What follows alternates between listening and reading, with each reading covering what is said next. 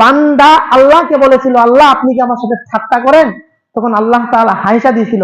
এই জন্য আমি রাসূল হাসছি, রাসূল হাসার কারণে সাহাবায়ে কেরাম হাসছে, সাহাবায়ে কেরাম হাসার কারণে উলামায়ে কেরাম হাসছে, উলামায়ে কেরাম হাসার কারণে আমি আপনাদের মিম্বরের মধ্যে হাসা দিছি।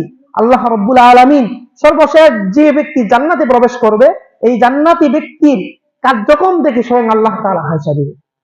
হাদিসটি বর্ণনা করেছেন আব্দুল্লাহ ইবনে মাসউদ রাদিয়াল্লাহু তাআলা আনহু, তিনি বলতেছেন, সর্বশেষ জান্নাতি ব্যক্তি সে জাহান্নাম থেকে কাতরাইতে থাকবে, জাহান্নাম থেকে উঠতে চাইবে। অনেক সময় হয় না, একটা মানুষ গর্তের মধ্যে পড়ে গেছে, সে উঠতে চাইতেছে, পড়ে গেছে, আবার উঠতেছে, আবার পড়ে গেছে।